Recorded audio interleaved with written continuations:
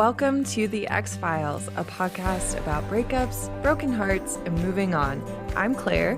And I'm Janice. We are here to help you beat your breakup, Heal your broken heart, and move on to an amazing, abundant life.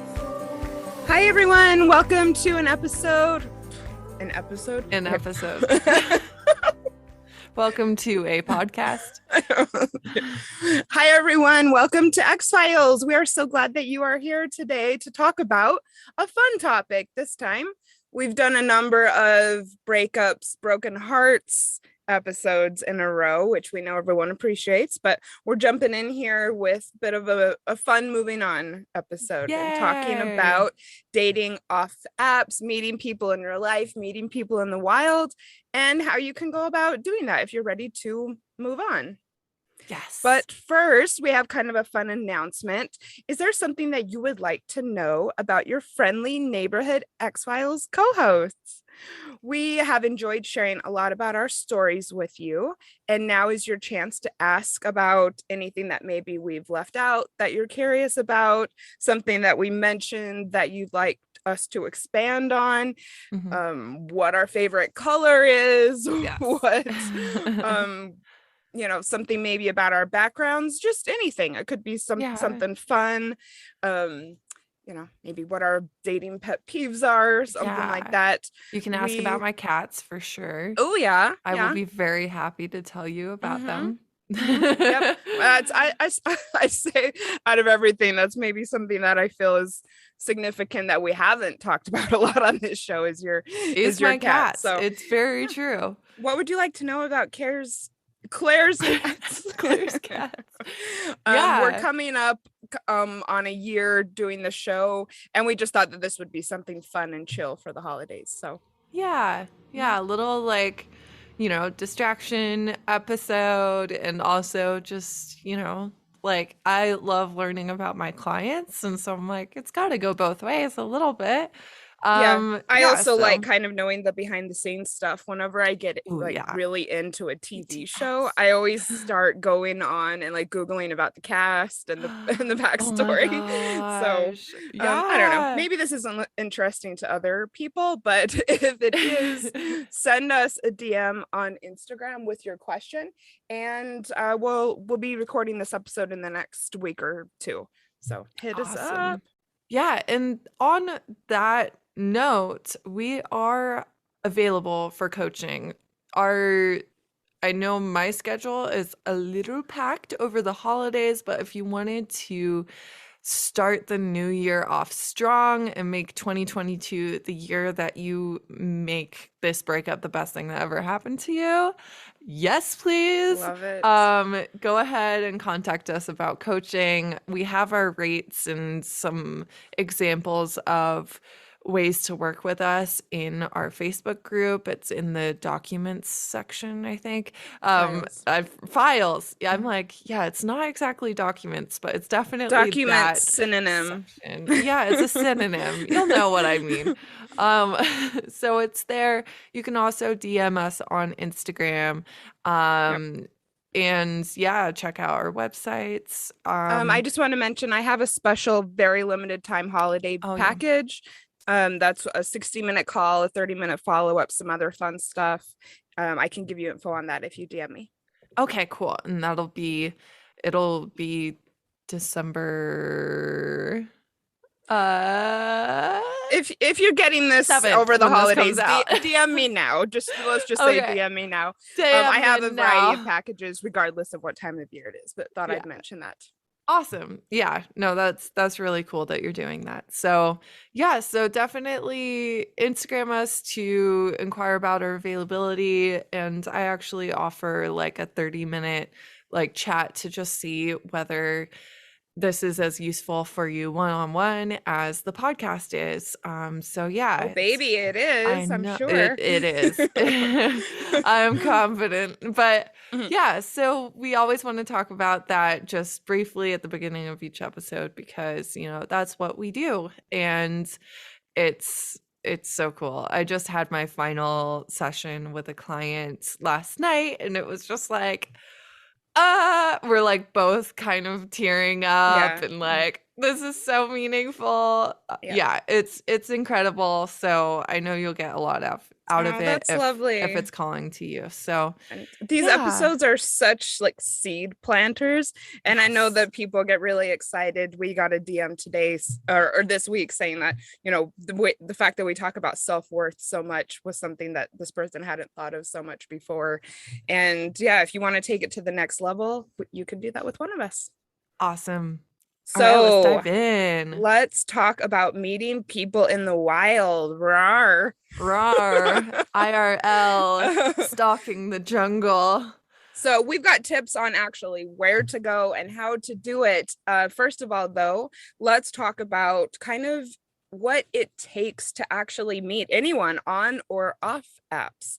If you want to have any luck meeting people at all, I think that it's really important to generally examine your attitude about dating. We talked about this in the episode on the dating app mindset, and a lot of the same rules apply. So, what does it mean to have a good attitude about dating? First and foremost, are you anxious to fill a void in your life because you feel lonely and you feel like something's missing? Or are you wanting to date because you want to have fun and kind of add something else to your life that's, you know, maybe a little different? When we date to complete ourselves, we can actually put off really negative energy, and that's going to just make it really hard to meet people. And it's a lot of pressure when you're meeting someone and they're getting the vibe that you're like very much looking for like your soulmate, the one, and you like, we need to be like engaged after a year, married after 2, having kids in 3. Like, that's a lot of pressure for someone you just met. I agree. We avoid putting negative labels on things. We've really avoided using the word desperate on this show. But I don't know really how else to like categorize this type of energy or describe it. But it's when like you're kind of really frantic energy. Yeah, because and it's like not desperate has appealing.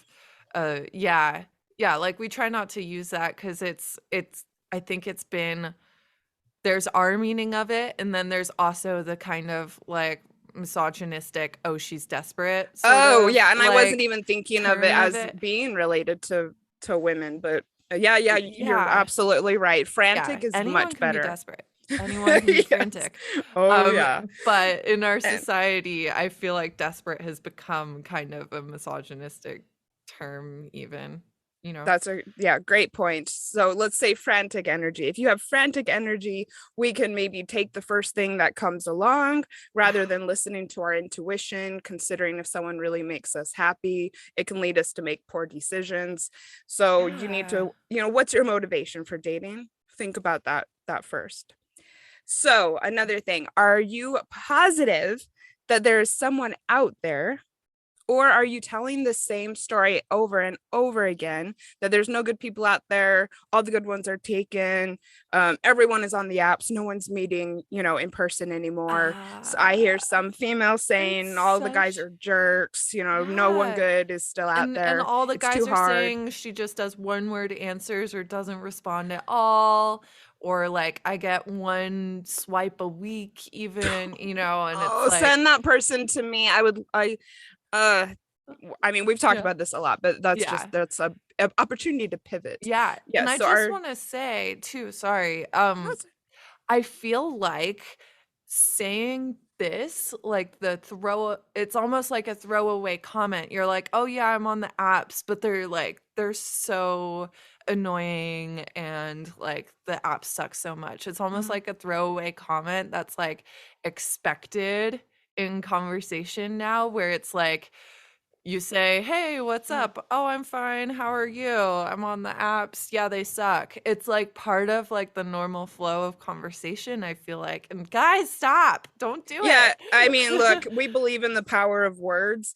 And this is something that you're thinking and then you're saying and you're putting it out into the universe. And this is going to create a vicious cycle. If you are just saying it even as a throwaway thing, I would really put the brakes on that bad habit, because you want to be putting out their positive messages about dating. it's fun to be out there and that someone's waiting for you and it's exciting to meet people in real life. Yes. Are you willing to put in the time? I think because so many people are on apps today, and using an app is instant, that people think that meeting someone and connecting with someone and getting into a relationship is somehow meant to be sped up. And just because we have apps doesn't mean that this is some type of automatic process that you just kind of sign up for, go through a couple motions and find someone. It takes time. Connecting with someone is a special thing that happens in your life. Exactly. And you need to be willing. It's an investment, and it takes a lot of faith and trial and error. And if you are frantic and thinking it's going to happen overnight, you're going to get burnout, you're going to get frustrated, you're not going to want to do it. Yeah. Or if you take like every date where you didn't have chemistry with that person, which is a whole nother topic we talked about. So if you're taking each date that doesn't work out and doesn't end in sparks and excitement and like another date and like all these feelings of, ooh, like what's the future, what this person look like? If you are taking each of those as signs that it's not working and that the dates suck and all of that, like that's just part of the process. Like, have fun with it. Yeah, we're not going to talk about apps today so much, but like the apps say like point by point, hopefully kind of give you an idea of what this person is like, and then you get pictures of them, so you have like that view of that person, but you don't get the pheromones, you don't get how they talk, you don't get like their social skills or anything like that in the moment, which you do get in person, which we will be talking about today. But in person, you're also going to miss out on the like, oh, he didn't check the box that says no kids, or like. And also people are, when you're in public, you're going to be wanting to make a good impression. I say, yes, regardless of how you meet, definitely take it slow. Just because you click with someone in real life the first time you meet them, I would say still you need to get in the dating environment, see what they're like, in different settings, and you're just going to be happier. I mean, this is going to lead to just longer term satisfaction with whoever you end up with.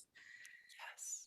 So if you are hoping to start dating again and you would kind of rather meet people out in the wild, are you actually willing to get out into the wild? You gotta leave the house.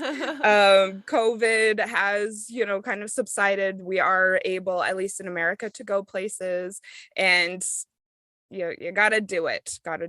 Are you willing to try new things? Very standard dating advice is, you've got to go out, you've got to join things, you've got to go places, you've got to pick up hobbies. Or is this something that you're willing to do? Do you have a general attitude of gratitude in your life? I put this here because gratitude is one of the highest vibrating emotions. And I just find that when you are just constantly in gratitude for what you have in your life, people want to be around you. You attract other people who are grateful for what they have in their life. And it's just the best jumping off point definitely for meeting people. Yeah. So, and this can be a daily practice of just recognizing all the blessings that you have. And finally, when it comes to attitude about meeting people off apps in real life, what does your self-worth look like? Are you fully aware that you are lovable, worthy, that you are a catch, that you are capable of attracting great people and having great relationships? When our self-worth is high, we make better decisions because we want what's best for ourselves. Yeah. People want to be around us when our self-worth is high. We open up. We have meaningful conversations with quality people. This is a long journey for a lot of people. It's possibly an ongoing journey for everyone. And if you're listening to this and this kind of hits home, you might want to think about focusing on your self-worth and building your confidence for a little while. That in and of itself can be a beautiful journey.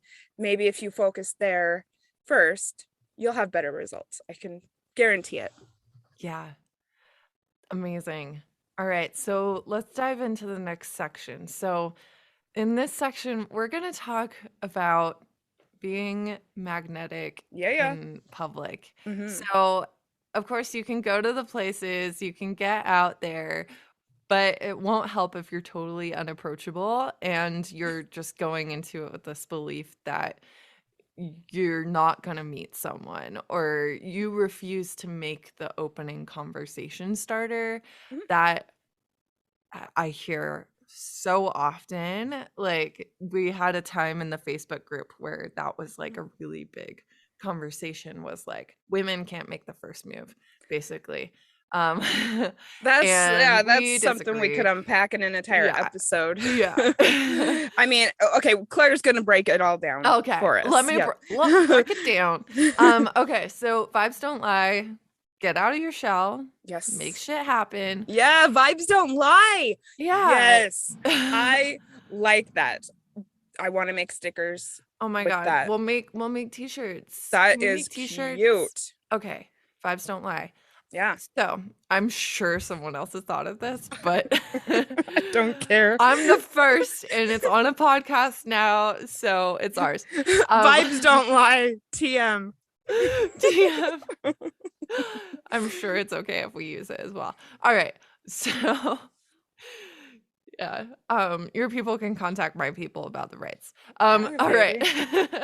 So, ladies, I mean, I'm talking mainly to ladies right now just because I feel like this is another like kind of societal programming issue that typically affects ladies. Yeah, look, because of socialization, there are some things that are, specific to female identifying. Yeah, exactly. And like, if you're a man and you don't feel like you should be making the first move because of like the Me Too movement, and you're like, ooh, what if it's not like welcome, all of those things, like, I have a tip for you. Don't be a douche. Don't be a douche. You can like walk up to someone and have a conversation about something like that's okay for strangers and friends to talk about, and not have it be an uncomfortable, sexualizing, predatory thing. I mean, this could also be an episode. All this talk about men being nervous because of you too, because of me too. Be respectable. Don't be an asshole. Don't be predatory. Don't have expectations, and you'll be fine. Yeah, exactly. So anyway, we're not going to have a don't be predatory masterclass. At least not yet. Little tip for you, for the men out there. Yeah. If you don't know what that means, like, read some books. I don't know. I don't think any of our listeners don't know what that means. But all right. So back to ladies making the first move. So you've got to stop expecting, if you're heterosexual men, to make the like cataclysmically hard like action of approaching a total stranger who's not looking at them, not open, not smiling. They're just gonna like look across the room and be like, yeah, she's hot. She does not look like everyone else here. I have to go talk to her. Like, that's crazy. So, like, first of all, the first move doesn't have to be waltzing up and saying that you think his thighs are sexy. Like, I mean, you're welcome to. His thighs are sexy. Yeah, like I like that example. Yeah, I mean, that would be kind of uncomfortable to say to someone, so that's why I used it as an example, like, I like your thighs. Sam called that a little predatory. Yeah, so exactly. It works both ways, guys. I love it. All right, so so you're welcome to make like an like a overt big first move, but that's not generally the problem that we hear about. In general, we hear a lot from women who feel like men should always make the first move, because if the woman makes the first move, even if it seems to work, that the man is valuing them less because there wasn't like the chase. And I call bullshit. I think I'm paraphrasing Eliza Schlesinger here, but the type of man who looks across the crowd and sees like the wallflower in the corner who looks like she'd rather be anywhere else and is like, I want that one. That girl, she looks scared. Like that's a predator. Don't fuck with that guy. Yeah. But if you're open and you're focusing on having a good time yourself and you're just open to conversations with people, whether or not you think they're hot or a potential mate for you, just talk to everyone. Yes. And then it makes it a lot easier. And then the first move also doesn't have to be a move at all. Yeah. It can just be like an opening for someone to take if they are interested. So you could start a conversation with the person beside you in line. You're like, he's a snack, and I'm here getting snacks. You could be like, oh, hey, have you been here before? Could you recommend something? I don't know what to get. And they're like, the blueberry muffins are like the shit. And you can be like, yeah, awesome, thank you. And we're like, have you been coming here like a long time? And just like open the conversation. And then he's got like very clear cues that you're open to talking to him. You seem like you're having a good time while you're talking to him. You're friendly, all of these things. And the barrier of him like then taking the leap and being like, hey, can I get your number? Let's get muffins again sometime. It's so much lower. And he's got the cues. Okay, she's okay with talking to me. I'm not crossing a boundary here. Also, she seems like she's having a good time. Like, so making it known that it's okay to quote make the first move I think that it takes two people to make a first move. Yeah. And, be one of the people who's going to be involved in making this happen. Yeah. I also I see the value in maybe wanting, if I'm, wanting the guy to perhaps take the initiative as far as setting up a first date. But I'm telling you what, I make it known that that's going to be accepted, and I make it known that I'm open to it. And it's great. Yeah, just be open.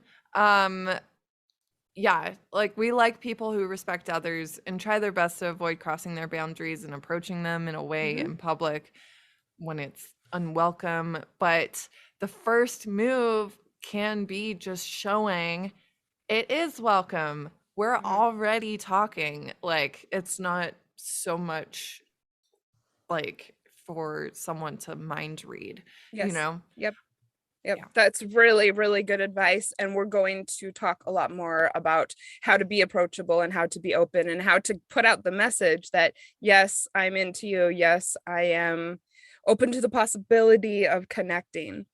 And one of these things is through body language. Body language and attitude can also be, quote, the first move, which is, I think, what we're kind of getting to as far as it being something that two people are involved with. The more we get used to naturally connecting with people, the more likely it is that we will eventually attract someone who we may click with. Practicing interacting and connecting with people helps us to be comfortable interacting with people, and being comfortable interacting with people allows us to be approachable and at ease. And when we are approachable and at ease, who knows what can happen? So how do you get comfortable and at ease interacting with people in public? First of all, confidence. This is the most important quality when it comes to dating. Yeah. This comes with time, with increasing our self-worth, and with continuing to kind of generally, quote, work on ourselves. Yeah. Do it when you're scared. And then the next time you're like, oh, I did it when I was scared anyway. And it worked out. So it's just like, that's how confidence is built. It's those tiny steps. Yeah, definitely. And one of my biggest tips is start going places alone. If it makes you nervous, I would say that could be a confidence thing. Start doing it more and more and more. The more confident you are doing something alone, that, you know, nothing can really stop you then. So I would say that could maybe, if you want to start dating again, that would be my homework for you. Pick one thing this week that you're going to go and do completely alone. I think going and sitting at a bar alone or ordering food is a great way to stretch your confidence and build it over time. Yeah. And you don't have to do it only when you're like on the prowl, you know? Oh, Like, no, do it when definitely you're not. just like have something to do that night, you know? Yes. Yeah, absolutely. Like I said, it's just practice, and everyone around you can tell that you're confident, and it makes you crazy magnetic. I'm just gonna say I know it from personal experience. Janice can't go out without getting phone numbers. I even had someone the other day say that she had been noticing me eating, and she just thought that it was so interesting the way that I was just sitting there enjoying my meal so much, and that she just couldn't hold herself back by asking about me. And I was just sitting there eating. Yeah, it was really lovely. And we did exchange Facebook info. Oh, cool. So another thing to watch for is eye contact. I know that this is hard for people, but I'm telling you now, you probably are not going to connect with someone in public if you aren't comfortable looking people in the eye. From across a room, from a few feet away, anything. If you're walking by someone, you're gonna need to get really used to this. Yeah. I can say, as someone who does have people approach me in public, it normally starts with a bit of eye contact. Yeah. I mean, I don't think it would be that likely to be approached if you're not looking at someone. You can say a lot with your eyes. Yes. So think about that. Smiling. One of my top tips for people who are excited about dating again, but feeling a bit rusty, is to practice smiling at everyone. When we had the mask mandate turned off here in Denver, I just started smiling at every damn person that I walked by, just to kind of start getting comfortable, you know, socializing again. Yeah. It can feel awkward at first, and that is the point. Yes. If it feels awkward, that is why you should keep doing it. With time, you'll get used to smiling naturally. When you smile naturally at people, you raise your vibration, you become more magnetic. You will find that your mood improves. You will create a ripple effect in your life. I've started just smiling when I'm walking for fitness, and I have wondered if I look goofy. Honestly, I do sometimes wonder. But it makes me happy. Exactly. So I very naturally have a smile on my face because I'm just so used to doing it. Yeah. So little tip there for you. Okay, another tip. Have a good time no matter what you are doing. And look, we all have our bad days. I can 1,000% say there are times I go out in public and I don't want no one talking to me. I am, you know, going through something and it's not my day.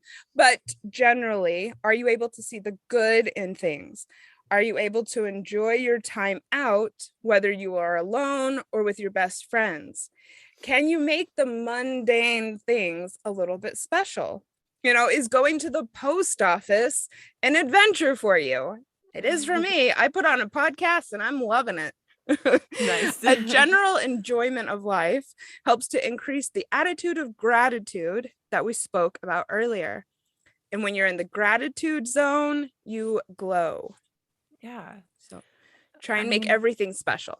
People like being around people who make everyday life special, you know? Yeah. It's like, yeah, it's always more it's more fun to like be around your friends or your family members who are kind of have like a more positive aspect. Yeah. I mean, and it's a good person to be in a relationship with too. Yeah. Yeah. Because life is hard. Yeah. And we need help sometimes to, you know, see the positives. But yeah, it's good to like, you become the people you surround yourself with.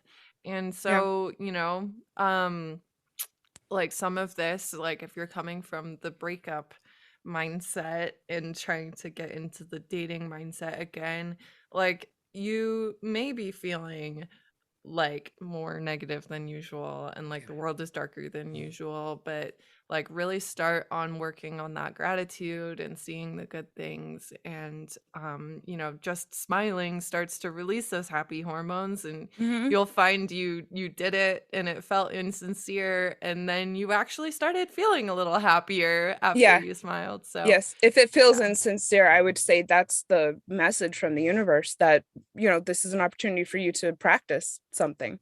Yeah.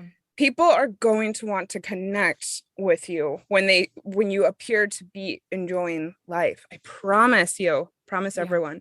And here's a little tip for dating in the wild that kind of combines all of this stuff plus just a practicality aspect. And that is, be prepared to share your personal information with people. Meaning, do you know how you would like to do that? You know, do you want to give someone your phone number? You know, how are people going to get in touch with you? What makes you comfortable? Kind of run this through your mind. Do you maybe want to get business cards? I've used business cards in the past to kind of make the move, you know, giving it to someone. That works well. Or like I said, do you just want to, you know, give them your phone and have them put their number in it? You know, would you rather be contacted through a social media account? I have to say, I kind of prefer to first be messaged on Instagram. That feels safe to me. Or like I said, would you prefer to contact them? This is just something to have a general think about, so that if you do connect with someone, you kind of know what the game plan is. You're not caught off guard. And it's also going to help your confidence if you're not, you know, not sure what to do. And also, be prepared to say no as well.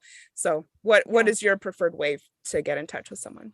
Yeah, and you can get a Google phone number that'll forward to your phone, so that, you know, you're not missing any calls, but you can leave that number in the past if someone is not someone you want Great to tip. have your actual phone number. So Google phone numbers. All right. So basically, you know, start living as the person that you would find attractive, maybe, and like that's a great way to put that energy out there and attract like-minded people to you. So all right, so ideas of places to meet people. So now that we've like clarified making the first move, your energy, like being approachable, all of that, let's get into like places you could go. How do I do this? Where do I find the wild singles? So first, ask yourself some questions. So who are you? Who do you want to date? What are they into? Where do they spend their time? These are all important questions to consider, like collectively, before you sign up, say for like your first volleyball tournament. Like, sure, you'd love to date someone with a volleyball body, but if you hate playing sports, like it's just not going to work out for you because you won't have anything in common with these people. You know, you could learn to love volleyball. That's totally fine. But if you're like, I literally can't, and there's sand on the beach and it's the worst, like, or you could do maybe something volleyball adjacent. Like going and hanging out at beaches and enjoying hanging out at beaches. Maybe you'll meet a volleyball player. Or, I mean, I wouldn't be opposed to dating a skier. I think bearded men in flannels are very sexy. I'm not getting on skis. I can tell you that. No, but I might go and hang out in the lodge or go to other places where I would find sexy bearded flannel wearing. Yeah, I know. Or like, I love you know, eating at a brewery, even riding the gondola. Oh yeah, and eating at breweries for sure. Like, you know, because you're gluten intolerant, and there's not too many bearded gluten-free brewery owners. We keep putting the call out and no one has answered. So we have, but you know, I can go and eat there. I can spend time, you know, doing things that are kind of adjacent. Yeah, totally.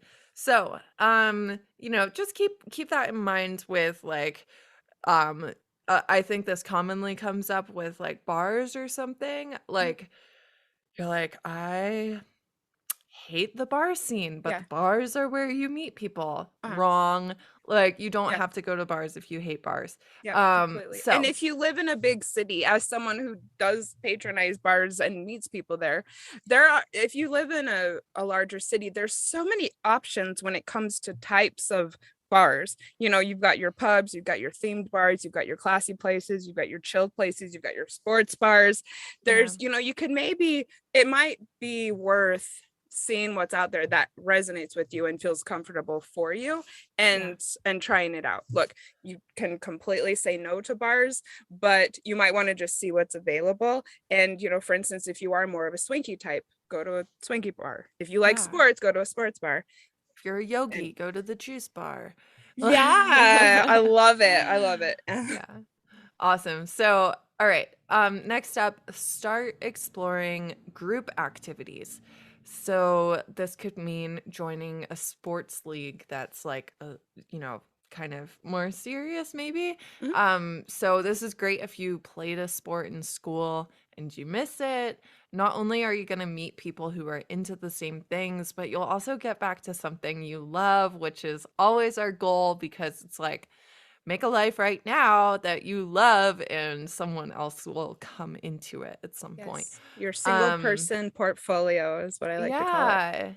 And even if the sport is not co-ed, if you're looking for the opposite sex, like getting to know and becoming friends with new people means cross-pollinating friend groups, which is always a good thing. So this could be like running club, lacrosse club, triathlon training groups, soccer pickup games, basketball pickup games, like whatever floats your boat. If there's a group going to do it, like great. Next up, you could join a sport for non-sporty people. So what do I mean? I'm thinking things like kickball leagues, cup in hand kickball, where it's like really not athletically driven. What's cup in hand? You have to play with your beer cup in your hand. So you can't really like, you're not. Cup in hand kickball. Yeah. So like, you have to, when you're running and when you're kicking and everything, you have a cup of beer. So you're like, it's like that sounds fun. Yeah, like someone could be like a crazy athlete and they'd be on pretty much the same level as everyone else. I've never heard of this. Yeah. Oh my god, that sounds hilarious. Yeah. Okay, anyone in the Denver area, please invite me. That sounds seriously great. That's what my friends here do. I love it. Yeah. Okay. I actually love kickball. I used to organize games in college. Oh my God. I think it's a fun game. Yeah. Oh. Yeah, and people meet people. A cornhole, trivia, ultimate frisbee. You could join a chess club like Coach and Ted Lasso. Like, you know, do your thing. You got to watch the show, Janice. Okay. It's so good. You'll love it. It's like a psychological analysis, but cute. Okay, so basically, get active in the things that you love. Do you love football? Go to your team's bar and watch the game instead of staying at home. I, over Thanksgiving weekend, went to a pub here with some friends to watch a Bengals game because they're Bengals fans and they're, you know, not all the games are on TV. And yeah, they found a pub not very far from my apartment actually that has the games. And I did think it was a really great way to meet people with similar interests. And I hadn't really thought of that before, you know, finding out where in town plays your team. But I've been wanting to get back into watching Phoenix Suns games, and I have started to see where I might be able to do that. Yeah. Do you love whiskey or beer? Find when tasting events are happening and sign up. These are such good tips. And I think that people don't realize how many opportunities there are to do these things. But seriously, I mean, whiskey tasting, perfect example. If you live in even a medium-sized city, you're probably going to be amazed at how many places have whiskey tastings, and probably some wine tastings as well. Yeah, definitely wine tastings, beer Yeah. Wine tasting is a great way to meet people. I've made friends through going to wine tastings. It's very social. You move around in a group. Yeah, let your guard down, a little bit. Wine always helps. Do you love snowboarding? Maybe post in the neighborhood app that you're open to carpooling with others in the area. That's for our brave souls out there, but that would take some bravery. But I know with the neighborhood app, you can also, it's a great way to meet people. You might even say, I know a friend of mine in Melbourne who uses her neighborhood group on Facebook to meet people. And during their lockdown, she posted that she just wanted people in her area to go on walks with, and ended up making a bunch of really good friends. Aww. And what I don't think some people know is that the Meetup app is gold for meeting people. And again, medium-sized towns and up, you're going to be amazed. I've gone on some meetups recently. Go on there, and what I was doing for a while is just picking one thing a week to do. Mm-hmm. I'm quite busy and didn't keep it up, but it put me in touch with lots of people. There's so many fun things to do on Meetup. Yeah, like hiking groups, yoga meetups, wine tasting nights, geology walks, history tours of where you're living. And these are especially really good for people who don't want to possibly like ruin a safe place for them. So I had a client who didn't want to be uncomfortable or make anyone else uncomfortable in their weekly yoga class. And for them, approaching someone there was a boundary. It's like, this is my safe place. I don't want to make it weird with anyone here. Like, no moves are happening. But they could attend like a yoga meetup. We have them in Denver at the Red Rocks Amphitheater, where, it's like a weekly thing that people can go and do a yoga class at the amphitheater, but it's more of like a special occasion sort of thing. It's not so much like your yoga studio that you that's how I feel about the super gym. Convenient and that you never want to like mess I'm that like, up, don't even talk to me at the gym. It's not happening, because it's like, no, this is my safe place. Like, I do not feel, because a lot of people talk about the gym as a place to meet people. No, not for me. It's like, it really depends on the person. But it's so hard because it's a lot of times the gym is like a social outlet too, and like, look, it's different for everyone, but I like what you're saying. If you are going to just your regular spots and then you're going around saying you're not meeting people, is it because your regular spots isn't where you want to meet people? You got to get out of your comfort zone, do new things, like we said earlier. So like regular spots adjacent, maybe, don't go to the karaoke bar that you're there once a week, every week. To like, good point. Because a lot of these places you end up seeing the same people over and over again. And it can don't shit where you eat. That's what I always say. Yes, Janice. So there, you could also do networking events. Meetup is good for this. There's also alumni events in many cities, networking events in your industry. I think that's really clever. And of course, like we have made so many connections, not just like in the world, but in Denver, of people we met on the internet who just were doing something similar to us. And like that's how we met Angelica. We talked about her during Domestic Violence Awareness Month.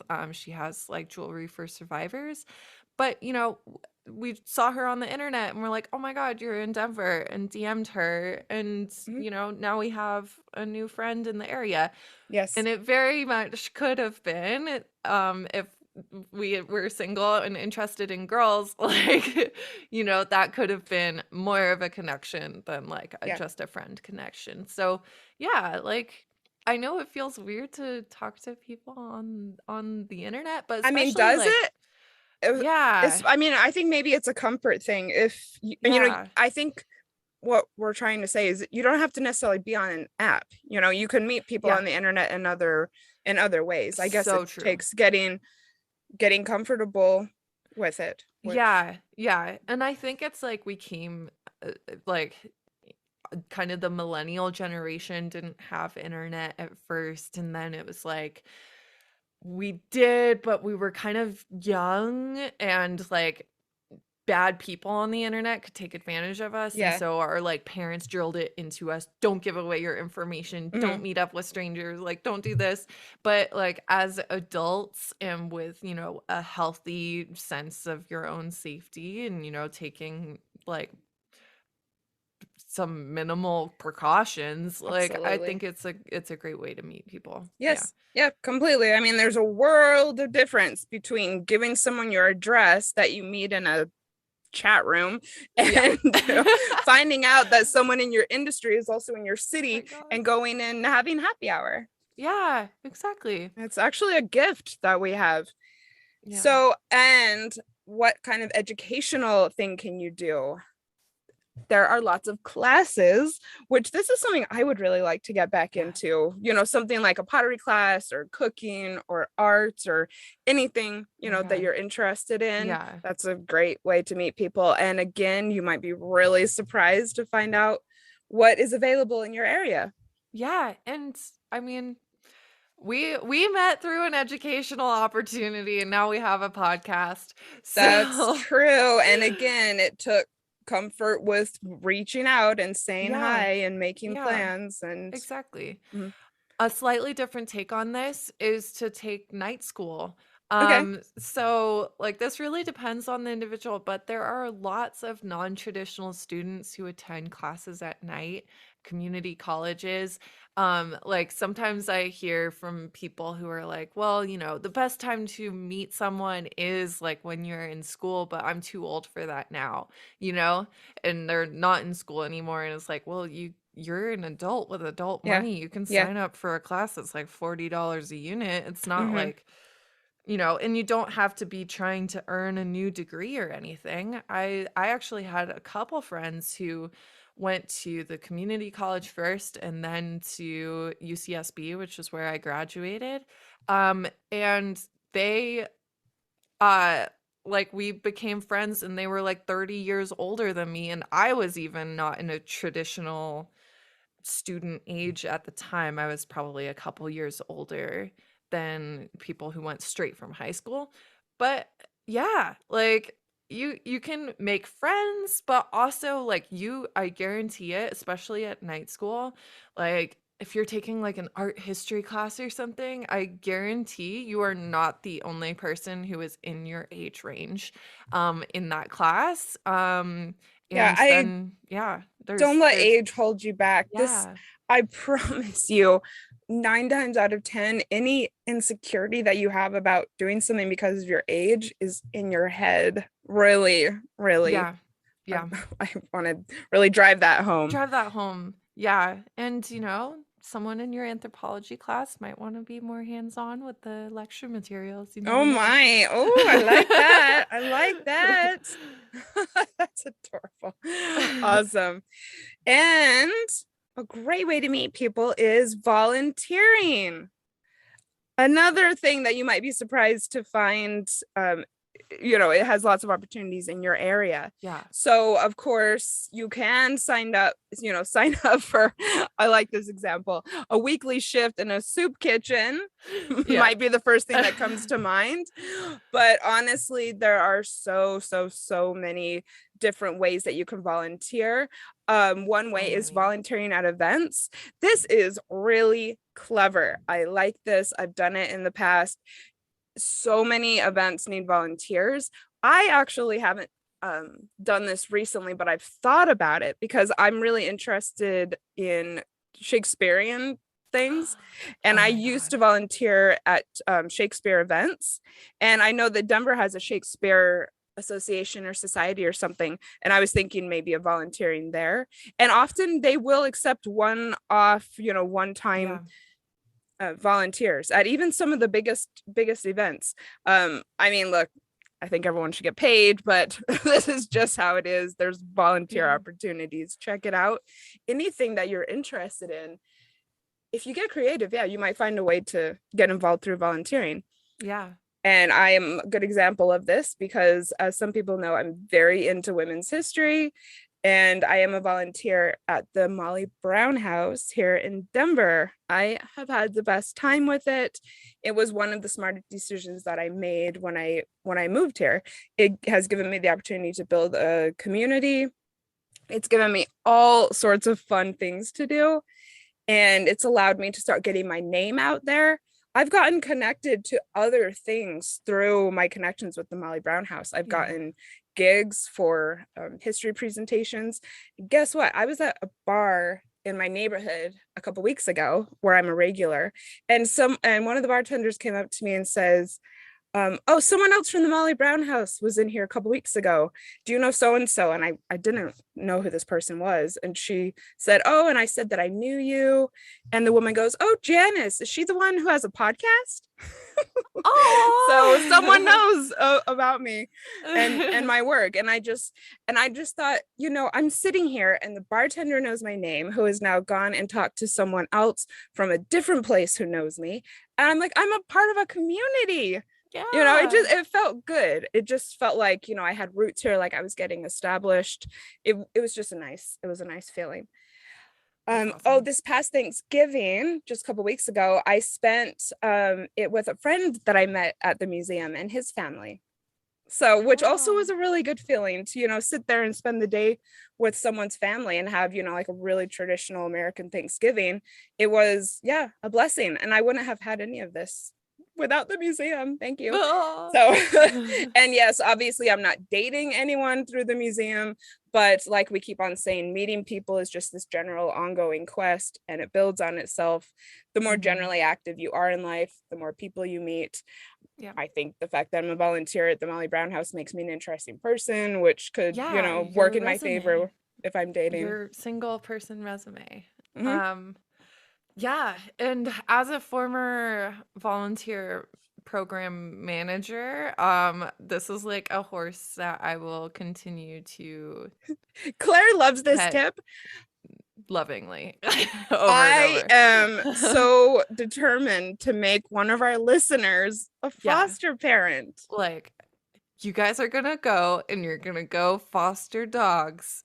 It really depends on the organization. Everyone has different rules, and different like training protocols and stuff. So it can range from like, hey, I want to foster a dog, and you walk in and they're like, cool, take this dog, to like, hey, you need to train and you need to become a volunteer first and like work your way up. So it really depends. But fostering a dog is like, I think the best way to meet new people and potentially find something more.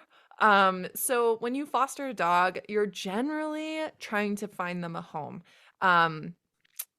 They're for some reason not having success in the shelter, or maybe there's just not enough room in the shelter. A lot of shelters are entirely volunteer based. They don't even have a physical location, and so all the dogs are in foster homes. There's several of those here in Denver that I have friends who are fostering or who have fostered, but like, you have to find them a home. So that means going out in public and approaching potential adopters who might be cute.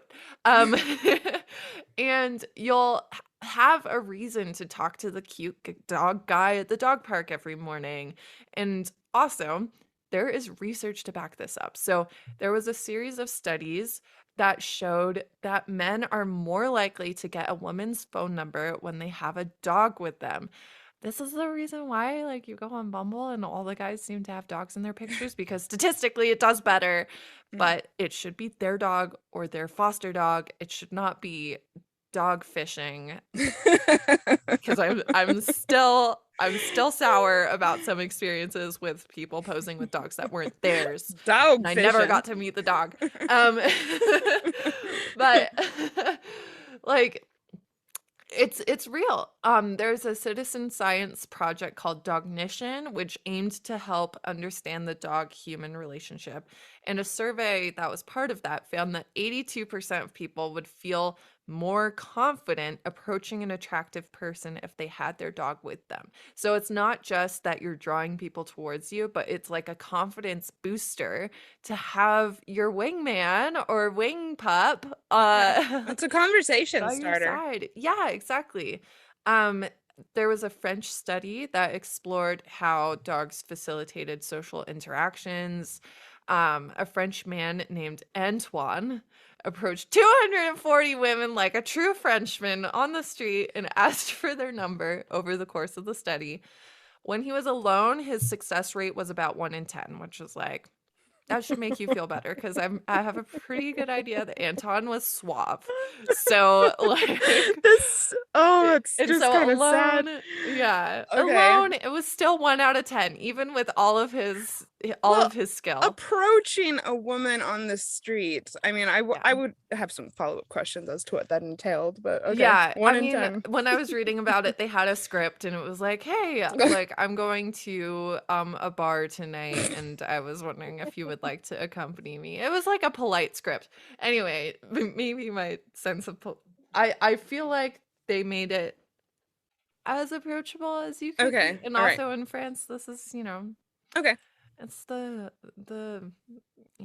it's the country of love, the language of love, right? Anyway, but so 1 out of 10 would say yes and give him their phone number. But when a dog was present, no change in the script. His chances of getting the phone number 1 in 3. Okay. What?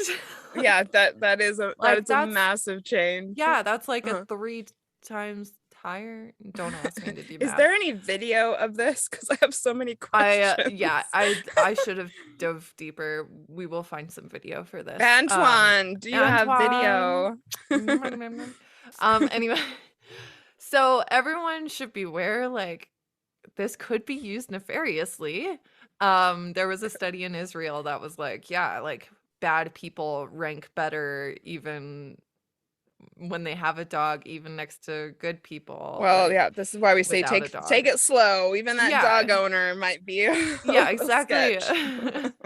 but be aware that if you're looking to, first of all, get some pet therapy, second of all, meet new people, have a reason to go out in public, fostering a dog could be the way to do it, and you could potentially be saving lives as well, but we'll skip over that because this is a happy episode. So indeed, yes. And then this one, it's not really a place, but ask your friends to set you up. Yeah. Or just bring possible dates to group activities that you might like to meet. Wait, what? Like if you're doing a group activity with a friend, have them bring the single friend that they could set you up with to the group activity. 1,000%. Or maybe they can just super awkward thing. Yes. Yeah. 1,000%. Or maybe they can make a social media introduction, something, and you can just take it off. Take off with it. I like this because it gives you a person in common, and you're kind of getting like a referral for this person, which I think can be really good. And also, getting the word out that you're open to being introduced to someone, it's a really great way to also just kind of generally let the universe know that you're open to the possibility of meeting someone special. So yeah, a law of attraction tip is just telling everyone what you're manifesting, and with a positive, happy attitude, and just ask people.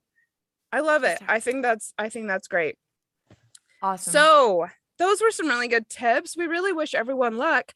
So I just wanted to share that in preparation for this episode, I'm in a networking group with other dating coaches from really around the world. And this week I just put out this called the shout out that just said, we're recording an X-Files episode on meeting people in real life. I'd love to include a list of your tips. So this is what I got. I'm just going to run through these really quick. So these are tips from professional dating coaches on meeting people in the wild. Number 1, When you're out and about, put your phone away, look up, make eye contact, smile and nod, and even say hi to everyone. So, like we said, this is about getting comfortable and at ease speaking with people generally. And I loved that this person said, put your phone away, because we didn't even talk about that. That was something that you and I hadn't come up with. But that was a mistake. If you're staring at your phone, yeah, I mean, really, if you're just sitting there staring at your phone, it's not approachable. 2, if someone catches your eye, do all of the above, give a compliment or ask a question. Yeah. Getting comfortable giving compliments is a great way to manifest a connection. Wear a smile. Most people walk around with worries and stress on their face. So, reinforcing what we said about smiling to everyone. Yep. When you're out and about, focus on what you're grateful for and what brings you joy. If you don't have any of either, start doing things to generate joy and gratitude. Love, love, love. Another one. Engage in and have an outside hobby of service and commitment. It expands your life and mind, and you might meet someone there. Yeah. And this was a very interesting tip that I wasn't expecting. And she says, if you're a little nervous in the beginning, don't be afraid to use props. When I was single, I would use $1 million pound note and pay the lovely looking barista with that, which would inevitably spark a conversation. I don't know about that one. I mean, yes, use props, but girl, she's working. She's trying to make a living right now, and you just like catfished her with money. Like, I don't know if that's the basis of a relationship. I would be pissed if I was working and like.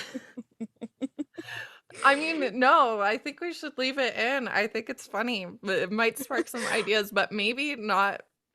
I know. And what is it called when you do go out there with like you're wearing a conversation starter? Yeah. I know on Parks and Rec they have Anzi Azari. He's wearing a raccoon cap, and because it would get women to talk to him, you know, because there's some term for that. Someone let me know what I'm thinking of. It's when you like, you know, kind of intentionally go out there with something loud, like maybe a bright yellow shirt or something, because it catches people's attention. So yeah, using props. Like I also don't know if I'm on board with the $1 million note to the you know, barista. You better tip really well after that. Like maybe not $1 million pounds. Gotcha. Take it back. Yeah, and then they leave like a 5% tip. It's like, no. But you could do something like, I think, a business card. Like I said earlier, I've often, you know, left a card if, you know, someone caught my eye. So there's just some tips. And like you probably noticed, there were a lot of things on this list that we had already talked about. So obviously good tips. So keep this episode handy, listen to it over and over, and good luck out there. I know this might seem, you know, completely unfathomable to some people, but start small, you'll get there in the end. And there's a lot of fun that you can have.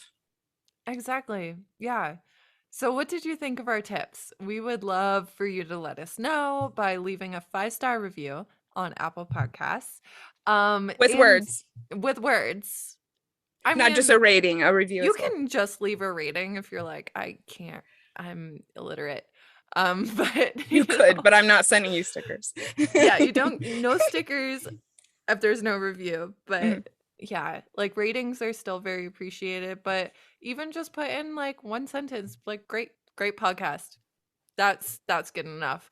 Yeah, because for some reason they're weighted differently. Yeah. I mean, for a lot of reasons they're weighted differently. But yeah, we would love to thank you for leaving a review by sending you X-Files stickers in the mail. And also, like, no promises for the future, but our last giveaway, even previous reviews counted as 5 entries into our drawing. So good point. If you leave a review, like, we likely would honor that in a future giveaway drawing. Yes, so and we will probably be having another one in the new year. So something to keep in mind. Yeah. So just send us a screenshot before you publish the review, because then it goes into a review process. And we don't know how long that takes. And also we can't personally see international reviews. We can only see American reviews. So you got to screenshot it and send it to us, and we'll send you, even internationally, some stickers in the mail with the thank you We've notes. gotten tons of international reviews, and it is not a big deal to send stickers internationally. Yeah. Anyone in any country can get X-Files stickers. Yay! Awesome. Hey, well, good luck out there. Good luck out there. We're rooting for you. You've totally got this, and we'll speak to your ears very soon. Thank you for listening to X-Files, a podcast about breakups, broken hearts, and moving on. If you liked this episode, please help others find us by leaving us a review on Apple Podcasts or by following the show on Spotify. And if you'd like to connect more with us or learn about breakup coaching, find us on Instagram at X-Files Podcast.